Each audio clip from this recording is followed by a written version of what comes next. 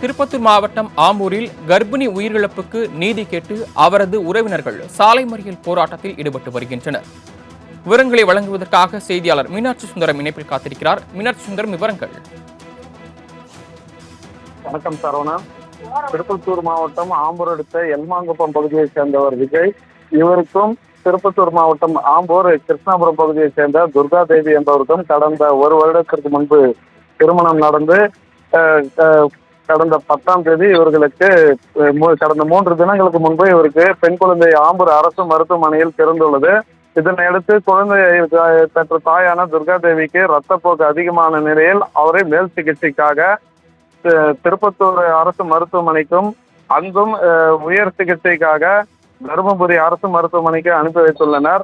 அங்கு அவருக்கு உடல் நலக் கோளாறு மீண்டும் அதிகமாக ஏற்பட்ட நிலையில் அங்கிருந்து அவரை சேலம் மருத்துவமனைக்கு அனுமதிக்கப்பட்டு அங்கு அவர் உயிரிழந்த நிலையில் அதற்காக நீதி கேட்டு அவருடைய உறவினர்கள் ஆம்பூர் அரசு மருத்துவமனையில் அவருக்கு பார்த்த மருத்துவரை கண்டித்தும் மருத்துவமனை நிர்வாகத்தை கண்டித்தும் ஆம்பூரில் உள்ள பைபாஸ் சாலை தேரணம்பட்டு சாலையில் அமர்ந்து சாலை மறியலில் ஈடுபட்டனர்.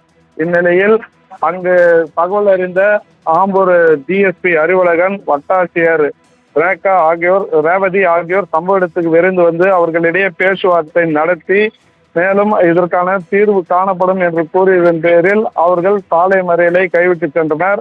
மேலும் இச்சம்பவம் குறித்து இவருக்கு மருத்துவம் பார்த்த மருத்துவ அலுவலர் மீது விசாரணை நடத்தப்படும் என்றும் ஆம்பூர் அரசு மருத்துவமனை சார்பில் கூறப்படுகிறது.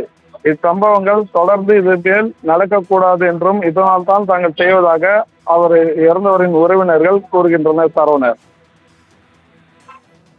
தாங்கள் வழங்கிய தகவல்களுக்கு நன்றி மீனாட்சி சுந்தரம்.